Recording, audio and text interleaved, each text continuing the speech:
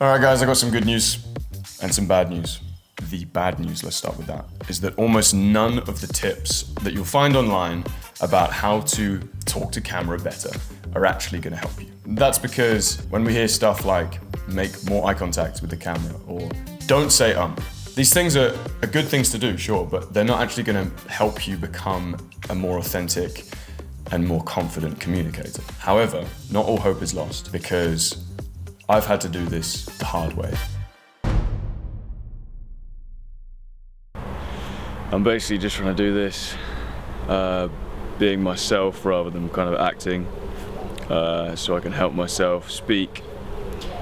So if you're here, you're probably wondering if you can do the same and if you can is it actually possible to talk to camera in a more authentic and engaging way? So the good news is that I've taught thousands of people to do exactly that through my YouTube videos and online courses. And in this video, I actually want to share the real tips that actually work. And the reason I'm doing this is because this lack of advice online can actually make this a pretty painful process. Not knowing how to talk to camera is kind of particularly painful because it doesn't only mean that you're faced with endless retakes and a lot of banging your head against the wall and frustration that you're not saying the things in the way that you want to say. But it's also a mirror. It's like a true reflection into who you are.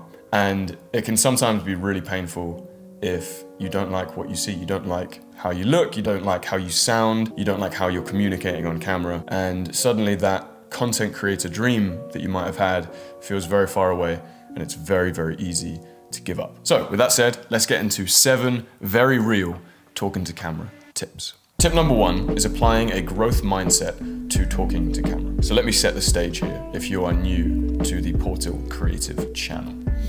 By making practice videos and not showing anyone, by simply recording yourself, watching it, putting it somewhere or deleting it, whatever, you will get better. You are practicing. You are going through a process of improvement, like anything. Like you would improve with football or like you would improve with guitar. Talking to camera is one of those things that you practice to get better at.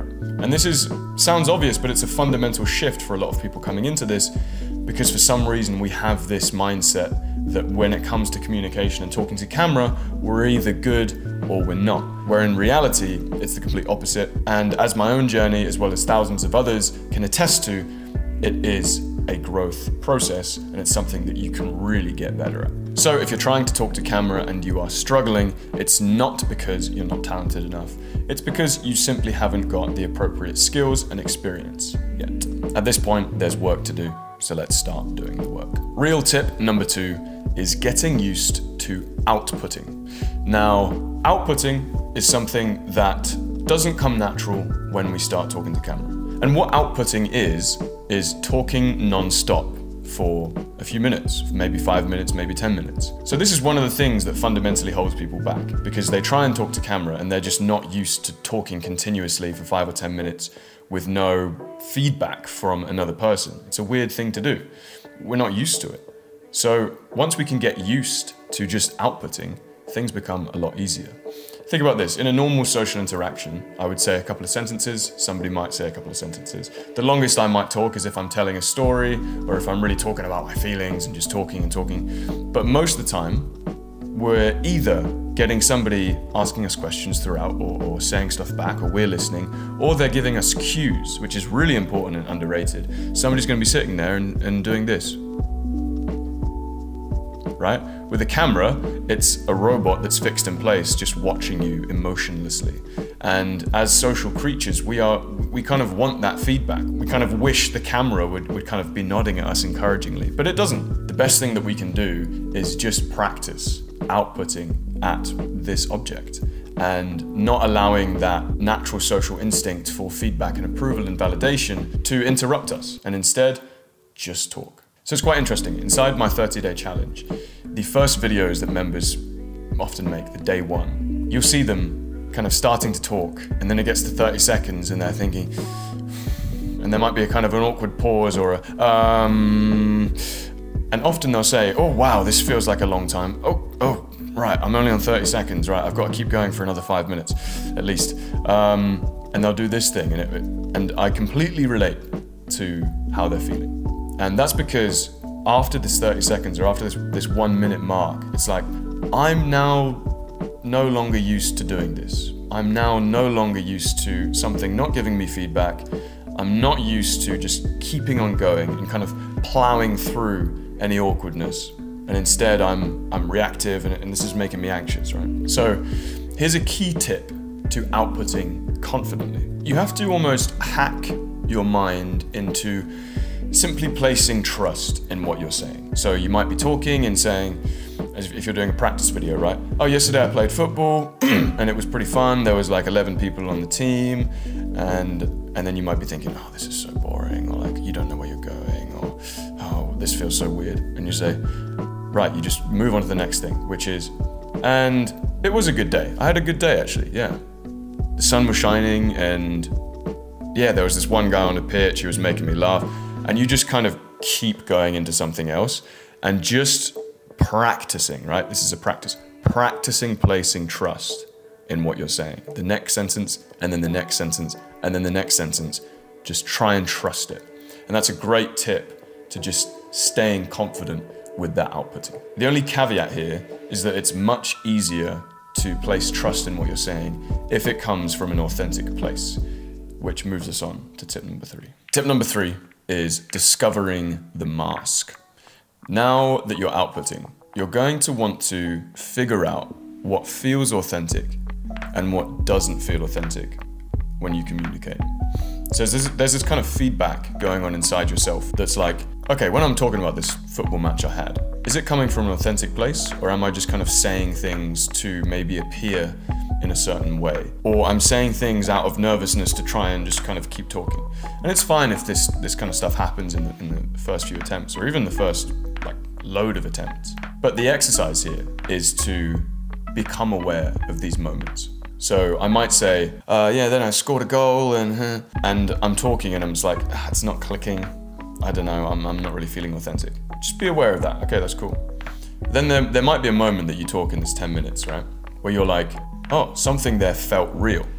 I don't know what it was. And maybe you kind of lose yourself in the moment whilst you're talking. And you might be like, yeah, and after that we went to the park. Oh man, there was something about the park that day that was, I felt really nostalgic. And yeah, we're just wandering around and it really reminded me of being a kid again. I don't know what it was, but then, and you might realize like, oh, that felt real. I was like connecting with that. I maybe felt that in my chest or my stomach, like in an emotional sense, that kind of felt real, that felt good. And a really good indicator here is that it just feels good to talk. When you're connected with that authentic place, it feels pleasurable to be outputting. And when you're not connecting with an authentic place, it often feels bad to be outputting, and it feels kind of awkward and it feels stiff. And so the practice here is to become aware and discover the mask that you're putting on, and to discover those moments of authenticity.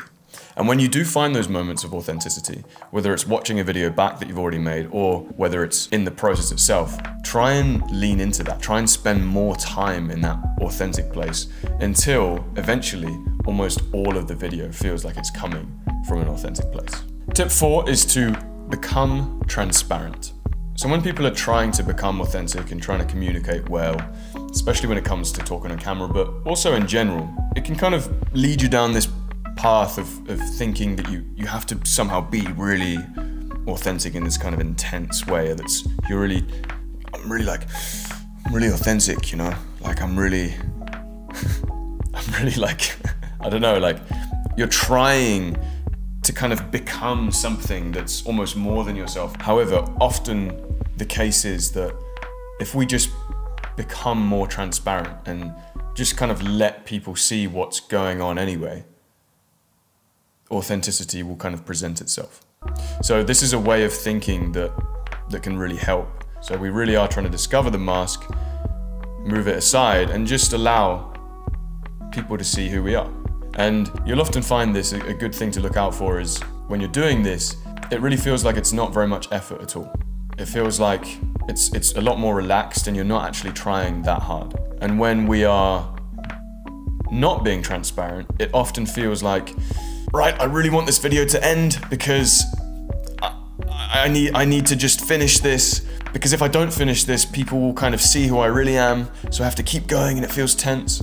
And instead it's just let people see who you are, and you might find that like, oh yeah, like 15 minutes have gone by with this practice video and this feels great. Maybe I just kind of want to keep sharing. This is nice, you know? So allow yourself to relax.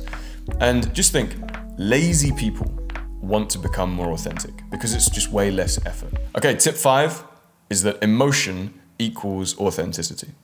Now at this point in the video, you might be like, Thomas, I want tips on getting better at talking to camera. Why are you talking about authenticity so much? Well, if you are truly authentic when you show up and talk to camera, it's like 75% of the work is done. And then the rest is polishing up communication, is working on maybe some of your vocabulary, removing some tics. That's like a little bit at the end, but the vast majority is how yourself can you be, how relaxed can you be, and how good can you feel when you're talking to camera, right? So this tip is going to help us with that furthermore. Emotion equals authenticity basically means that blocking or not showing emotion is an inauthentic thing to do. And by showing or channeling emotion is an authentic thing to do. So in your first few videos, ironically, if you lean into the emotion of, I feel a bit anxious and I don't really know what I'm doing here and I'm just giving this a go.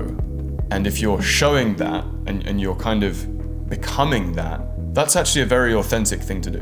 Whereas if you're blocking that, so you're just talking quietly and you're just talking like this, or you're maybe overcompensating and being really loud and I'm confident, then either way you are blocking or not showing emotion.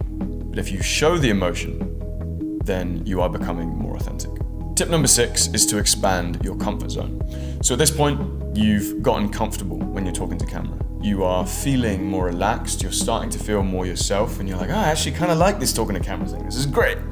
But the problem here is that you can get stuck in this kind of grounded, relaxed talking to camera thing, where you're like, yeah, I'm talking to camera and I'm feeling pretty good, and this is actually kind of nice, and this is who I am. You are grounded in yourself, but you're still kind of in this box somehow. So we want to push that comfort zone. We want to push yourself out of the box so that if you want, you can be loud and expressive in an authentic way. You can be dynamic and you can be kind of quiet. You want to be able to be quite dynamic, essentially. So at this point, you want to push those boundaries. The 7th and final tip here is to go deep.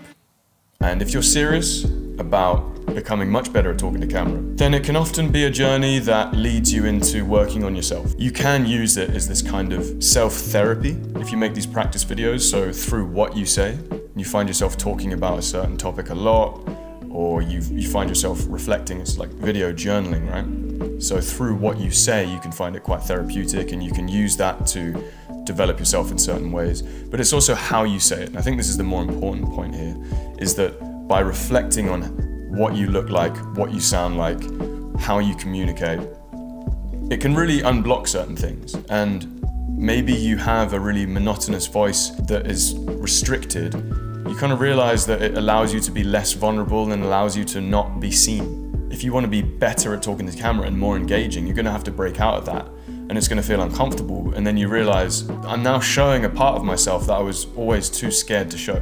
I'd really invite you to see this as a journey where you can work on yourself and get to know yourself better, because it can be a really beautiful thing and it can make you become an awesome content creator. So it's a massive win-win. If you are interested in going down that path, then I'd highly recommend watching the video called The Skill That Makes You Rich, which is more of a deep dive into this whole journey. And if you'd like to check out the 30-day Talking on Camera Challenge, there is a link to that in the description. All right, until next time, I'll see you there, I'll see you here. Stay creative.